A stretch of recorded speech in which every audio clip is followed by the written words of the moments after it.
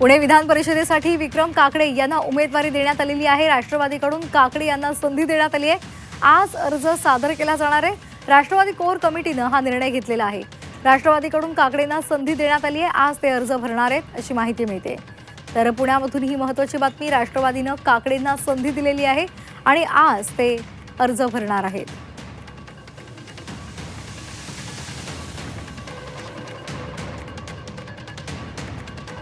तर विक्रम काकडे यांना एनसीपीने उमेदवारी जाहीर केलेली आहे आणि आज ते अर्ज भरणार आहेत। एनसीपीच्या पारड्यात 2 जागा पडलेल्या आहेत आणि पुण्याची जागा ही राष्ट्रवादीला मिळालेली आहे आणि त्या ठिकाणी विक्रम काकडे यांना राष्ट्रवादीने उमेदवारी दिलेली आहे।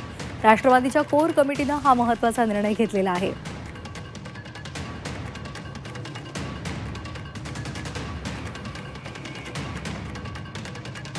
तर 11, 4 आणि 2 असा फॉर्म्युला ठरलेला आहे। भाजपचे 11 उमेदवार आणि त्यांची यादी जाहीर झाली आहे। आपण त्यावर एक नजर टाकूयात ग्राफिक्समधून।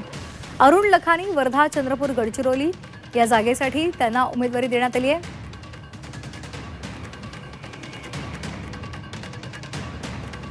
आपण ही नावं पाहतोय। नांदेडमधून अमर राजूरकर, धाराशिव, बीड, लातूरमधून बसवराज पाटील, जळगावमधून नंदकिशोर महाजन आणि नागपूरमधून राजीव पोद्दार यांना उमेदवारी देण्यात आली आहे।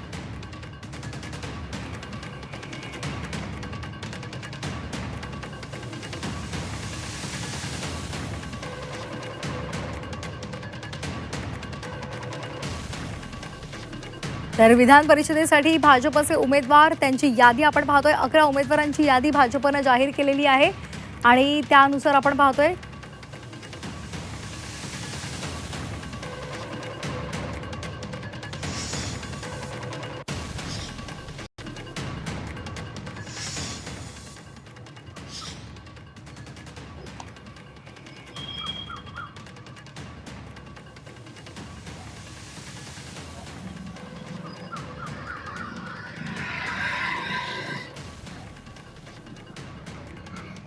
तर या संदर्भात आपल्या सोबत जोडले गेलेले आहेत, पुण्यातून जोडले गेलेत आपले प्रतिनिधी निलेश खरमरे, नाशिकमधून जोडले गेलेत आपले प्रतिनिधी योगेश खरे, नागपुरातून जोडले गेलेले आहेत आपले प्रतिनिधी अमर काणे आणि सोलापुरातून जोडले गेलेत अभिषेक आदेप्पा, रायगड रत्नागिरीमधून आपल्या सोबत जोडले गेलेत रवींद्र कोकाटे आणि ठाण्याहून आपल्या सोबत जोडले गेलेले आहेत आपले प्रतिनिधी शुभम कोळी। सुरुवातीला आपण जाणार आहोत पुण्यामध्ये। पुण्यामधून निलेश खरमरे आपल्या सोबत जोडले गेलेले आहेत।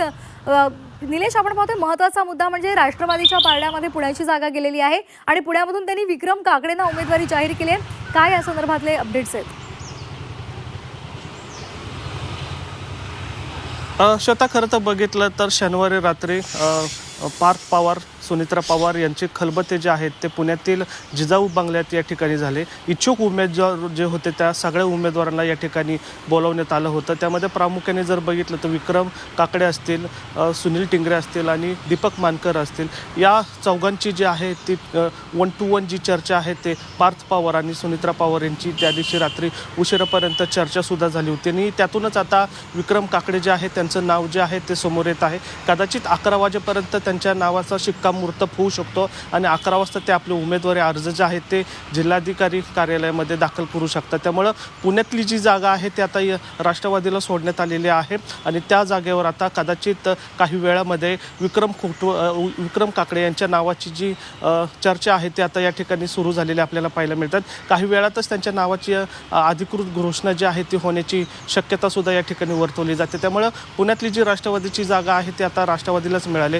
खरं तर संपूर्ण अजित पवारांपासून जर बघितला तर संपूर्ण पुणे जिल्हा आहे जो तो राष्ट्रवादीच्या पाठीमागे उभा राहिलेला पाहायला मिळतोय। संख्याबळाच्या तुलनेत जर बघितलं तर यंदा राष्ट्रवादीकडे ही जागा देण्यात आलेली आहे। मात्र तोडीस-तोड म्हणलं तर भाजपसुद्धा या ठिकाणी विधान परिषदेच्या शर्यतीमध्ये चुरशीची लढाई पाहायला मिळत होती। त्यामुळे यानंतर आता जी खलबतं झाली म्हणजे शनिवारीच्या बाबतची जी घोषणा होणार होती मात्र काही कारणास्तव ती झाली नाही। त्यामुळे आज शेवटचा दिवस असल्यामुळे आज 11 वाजेपर्यंत काकडे जे आहेत त्यांच्या नावाची शिक्कामोर्तब होईल आणि थोड्या वेळातच ते या ठिकाणी फॉर्म भरण्याची सुद्धा त्यांची प्रक्रिया सुरू होईल. त्यामुळे पुणे आणि रायगडमधली जी जागा आहे ती आता राष्ट्रवादीच्या कोठ्यामध्ये गेलेली आहे आणि विशेष करून पुण्याची जागा कुणाला जाणार याकडे सगळ्यांचं लक्ष होतं. त्यामुळे आता विक्रम काकडे जे आहेत त्यांच्या नावाची या ठिकाणी चर्चा सुरू झाली आहे. अर्थात काही वेळातच त्यांच्या नावाची अधिकृत सुद्धा घोषणा सुरू होईल. त्यामुळे आता नेमकं नवीन चेहऱ्यांना संधी दिली का यावर जी चर्चा सुरू होती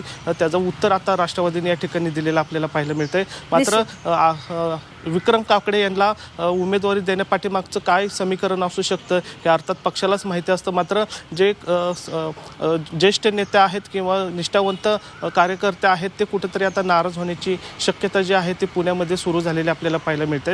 मात्र या ठिकाणी जर बघितलं तर विक्रम काकडे यांच्या नावावर शिक्कामोर्तब झाल्याचं या ठिकाणी आता अधिकृत घोषणा जी आहे ती थोड्या वेळात होताना पाहायला मिळेल. मात्र जर शनिवारी रात्री जर बघितलं रात्री 2 वाजेपर्यंत जिजाऊ बंगल्यावर याबाबतची खलबते झाली होती. अगदी खलबत झाली होती आणि त्यानंतर आज आता अधिकृत घोषणा होणार आहे आणि अधिकृत घोषणा झाल्यानंतर काय नेमके आपल्याला त्याचे पडसाद पाहायला मिळतात हेही पाहणं महत्त्वाचं आहे. निलेश, असेच आपल्यासोबत राहा. आता आपण जाणार आहोत नाशिकमधून आपल्यासोबत जोडले गेलेले आहेत योगेश खरे. योगेश, नाशिकमध्ये काय सध्या सुरू आहे, काय नेमकी खलबत केली जात आहेत?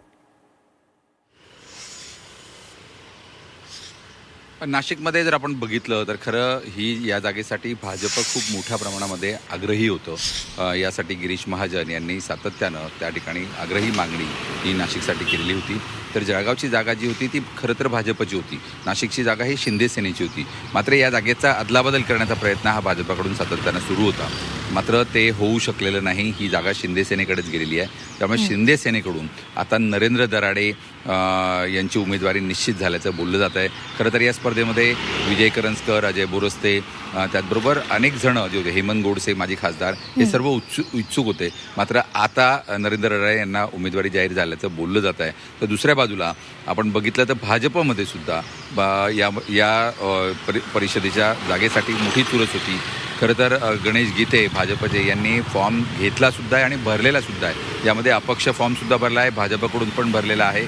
त्यामुळे एकूणच जर आपण बघितलं तर आता गणेश गीते काय भूमिका घेतात याकडे सर्वांचं लक्ष लागलेलं आहे. या ठिकाणी भाजपचे निलेश ओरा यांनी सुद्धा हा अर्ज घेतला आहे, मात्र त्यांनी अजून भरलेला नाही. त्यामुळे एकूणच ही जी लढाई आहे नाशिकची ही भाजप आणि सेनेमध्ये तीव्र स्वरूपात होईल असं एकूण चित्र या ठिकाणी दिसून येत आहे. नरेंद्र दराडे हे माजी आमदार होते, त्यांनी ही निवडणूक जिंकलेली आहे, त्यांना या निवडणुकीचा पूर्ण लेखाजोखा माहिती आहे. त्यामुळे एका समाजाचं पाठबळ असल्यामुळे ते या निवडणुकीत जिंकू शकतात असा होरा शिंदे सेनेचा आहे. त्यामुळे आता खरी चुरस आपल्याला हे येत्या काळात पाहायला मिळणार आहे. अगदी धन्यवाद योगेशजी, आपण दिलेल्या सविस्तर माहितीसाठी आणि निलेश आपण दिलेल्या माहितीसाठी.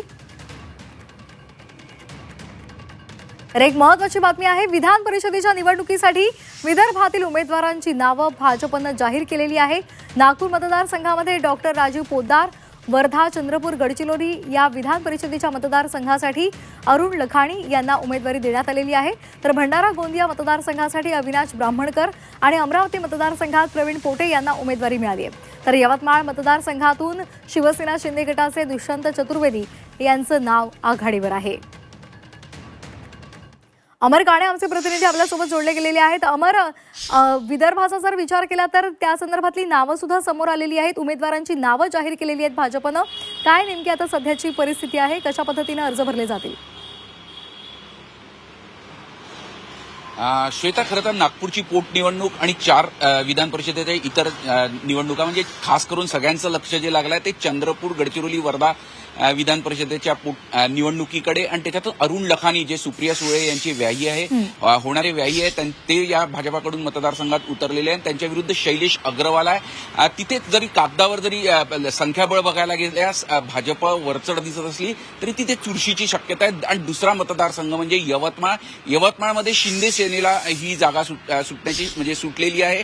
दुष्यंत चतुर्वेदी मोस्ट प्रॉबेबली तिथनं उमेदवार राहण्याची शक्यता आहे, पण तिथे भाजप आणि राष्ट्रवादी काँग्रेस यांच्याकडून सातत्याने दावा करण्यात होता आणि तसे अर्ज सुद्धा काही जणांनी घेतल्याची माहिती आहे. खास करून भुतडा आणि बेग, राष्ट्रवादी अजित पवार पक्षाचे बेग आणि भुतडा हे भाजपाचे दोघं जण पण इच्छुक होते, पण तिथे शिंदे सेनेलाही सीट गेली आणि तिथे सुद्धा संख्याबळाच्या दृष्टीने किंचित कुठेतरी वरचढ दिसताय शिंदे सेना किंवा तिथे एकूण चुरस दिसत आहे. तर अमरावतीमध्ये सुद्धा एक चुरशीची लढत दिसते. बच्चू कडू शिंदे सेनेत आल्यानंतर अजूनपणे पूर्णपणे पत्ते उघडलेले नाहीत, पण आता जे चित्र आहे ते पोटे यांचं पारडं जड दिसतं आणि एकूणच आणि दुसरी चौथी विधान परिषदेची जागा जी आहे ती भंडारा गोंदिया विधान परिषदेची जागा आहे, तिथून सुद्धा भाजप वरचढ दिसत आहे. एकूण सध्या संख्याबळ पाहतात भाजप आणि शिंदे सेना वरचढ दिसत आहे, पण 2 ते 3 ठिकाणी चांगली चुरशीची लढत होण्याची शक्यता आहे. भाजपाने पूर्णपणे आपले म्हणजे महायुतीने आपले पत्ते पूर्णपणे उघडे केलेले आहे. कोण कोण उमेदवार राहणार आहे जवळपास निश्चित झालेलं आहे. काँग्रेसकडून अजूनही नागपूरच्या उमेदवाराचं चित्र स्पष्ट झालेलं नाही, पण बाकीच्या ठिकाणचे बऱ्यापैकी चित्र स्पष्ट झालेलं आहे. एकूणच विदर्भात बघायला गेल्यास अतिशय एकतर्फी काही ठिकाणी लढती होण्याच्या काही ठिकाणी चुरशीच्या लढतीची शक्यता आहे. अगदीच अमर, असेच आमच्यासोबत जोडले राहा. आता आपण जाणार आहोत रायगड रत्नागिरी संदर्भातली माहिती घ्यायला. तत्पूर्वी ही महत्वाची बातमी, रायगड रत्नागिरीच्या जागेवर राष्ट्रवादीनं बाजी मारलेली आहे. महायुतीमधील जागा वाटपामध्ये राष्ट्रवादीने ही जागा शिवसेनेनं खेचून घेतलेली आहे. इथे सुनील तटकरे यांचे पुत्र अनिकेत तटकरे हे लढणार आहेत हे स्पष्ट झालंय. पालकमंत्रीपदाच्या बदल्यामध्ये राष्ट्रवादीने ही जागा आपल्या पदरात पाडून घेतलेली आहे. रवींद्र कोकाटे आपले प्रतिनिधी आपल्यासोबत आहेत. रवींद्र, रायगड रत्नागिरी सिंधुदुर्ग ही जागा राष्ट्रवादीला गेलेली आहे, या संदर्भात मोठी चुरस आपल्याला पाहायला मिळाली, मात्र पालकमंत्रीपदाच्या बदल्यामध्ये ही जागा आता राष्ट्रवादीला गेली. काय सध्या तिथली स्थिती आहे?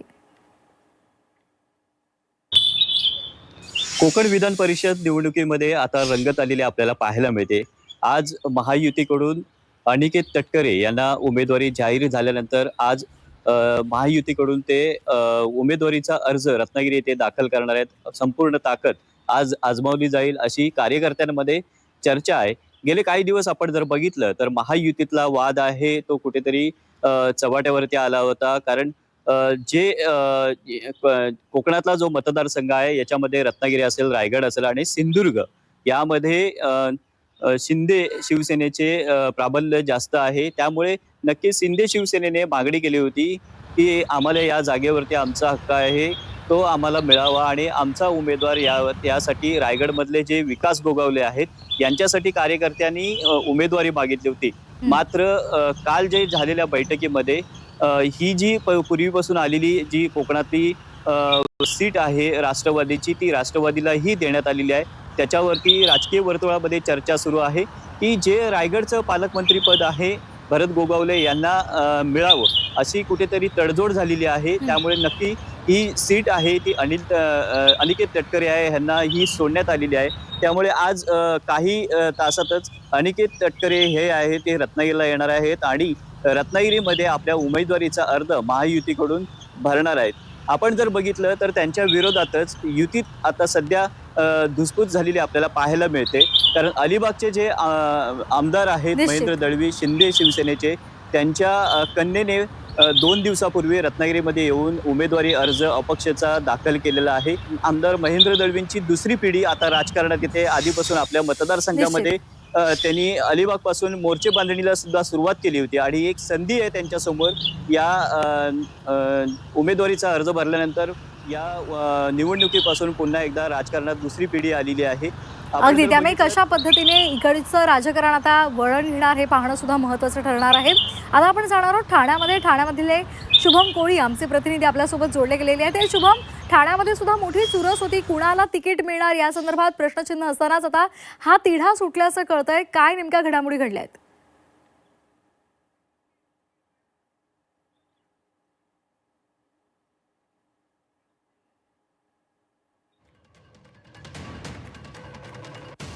तर गेल्या अनेक दिवसांपासून सुरू असणाऱ्या चर्चांना आता पूर्ण विराम लागलेला आहे. येणाऱ्या काळात युती सरकार इथे कशा प्रकारे मतांची जुळवाजुळव करेल हे पाहणं महत्त्वाचं ठरणार आहे. आताची एक महत्त्वाची बातमी, नाशिकमध्ये विधान परिषदेसाठी शिवसेनेचं ठरल्याचं कळतंय. शिवसेनेकडून नरेंद्र दराडे यांना उमेदवारी जाहीर करण्यात आलेली आहे. नाशिकच्या जागेसाठी महायुतीमध्ये रस्सीखेच होती, मात्र आता त्या ठिकाणी शिवसेनेनं पुन्हा एकदा नरेंद्र दराडे यांना संधी दिलेली आहे. आताची महत्त्वाची बातमी आपण नाशिकमधून पाहतोय. नाशिकमध्ये विधान परिषदेचं शिवसेनेचं ठरलेलं आहे. नरेंद्र दराडे यांना उमेदवारी जाहीर केली आहे.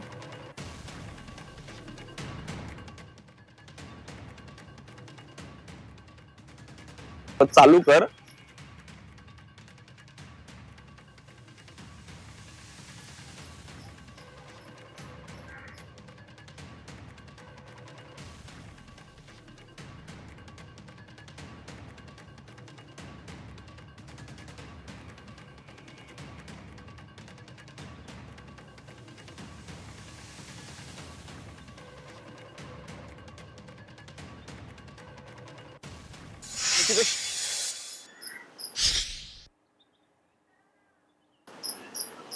निश्चितच पाहिलं तर ज्यावेळेस विधान परिषदेच्या निवडणुका डिक्लेअर झाल्या तर त्यानंतरच युती सरकारमध्ये जे आहेत ती ठाणे विधान परिषद असेल आणि त्याचबरोबर अनेक विधानसभा ज्या आहेत त्यांना घेऊन धुसफूस सुरू होती.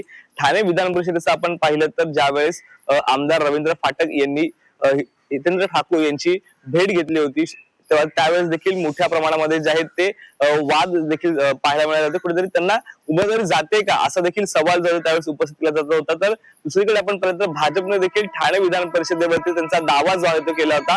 संख्याबळ पाहता जे आहे ते भाजपकडे जास्त आहे आणि त्याचमुळे त्यांना ठाणे विधान परिषद मिळावी. त्याचबरोबर लोकसभेला आम्ही जागा सोडली होती, महापालिकेमध्ये देखील आम्ही कमी जागांना घेऊन समाधान मानलं होतं, त्याचमुळे ठाणे विधान परिषद ही संख्याबळाच्या जोरावरती आम्हालाच मिळावी असा देखील दावा जो आहे आमदार संजय केळकर यांनी केला होता. आणि त्याचबरोबर वरिष्ठांकडे देखील त्यांनी ही मागणी जी आहे ती केली होती. आणि ज्यावेळेस आपण पाहिलं तर आमदार रवींद्र फाटक यांनी स्वतः जाऊन ठाकूर यांची भेट घेतली होती त्यावेळेस देखील मोठे वाद जे आहेत ते पाहायला मिळाले होते. कुठेतरी त्यांना ठाकूर यांना उमेदवारी जाते का असा सवाल जो त्यावेळेस उपस्थित केला जात होता. परंतु आता आपण पाहिलं तर सर्व दावे जे आहेत ते आता फेटाळले आहेत. गेल्या अनेक दिवसांपासून प्रश्न होता की नेमक्या ठाणे विधान परिषदेची जागा ही युतीमधून भाजपला जाते की शिवसेनेला जाते असा सवाल उपस्थित केला जात होता. परंतु काल मध्यरात्री आपण पाहिलं असेल तर आमदार रवींद्र फाटक यांना ठाण्यातील आनंद आश्रमामध्ये जे आहे तो एबी फॉर्म देण्यामध्ये आलेला आहे. आणि आज दुपारी 12 वाजता जे आहेत आमदार रवींद्र फाटक हे ठाणे जिल्हाधिकारी कार्यालयामध्ये जर त्यांचा उमेदवारीचा अर्ज जो आहे तो दाखल करणार आहे. त्याचमुळे आपण पाहिलं तर संख्याबळ भाजपचं असलं तरी देखील शिवसेनेकडे देखील 346 जागा आहेत आणि त्यामुळे ठाकूर पक्षाच्या बहुजन विकास आघाडीचा त्यांना पाठिंबा मिळाला नाही. मोठ्या प्रमाणात शक्ती त्या ठिकाणी त्यांची वाढलेली आहे, संख्याबळ त्यांचं त्या ठिकाणी वाढलेलं आहे. आणि त्याचमुळे आता येणाऱ्या काळामध्ये महाविकास आघाडीच्या माध्यमातून असेल किंवा महायुतीचं जे सरकार आहे ते कशा प्रकारे मतांची जुळवाजुळव करेल हेच पाहणं आता येणाऱ्या काळामध्ये महत्वाचं असणार आहे. तर आता आपण जाणार आहोत सोलापूरमध्ये आमचे प्रतिनिधी अभिषेक आदेप्पा आपल्यासोबत जोडले गेलेले आहेत. अभिषेक, सध्या सोलापूरमधली काय नेमकी घडामोड आपल्याला पाहायला मिळते?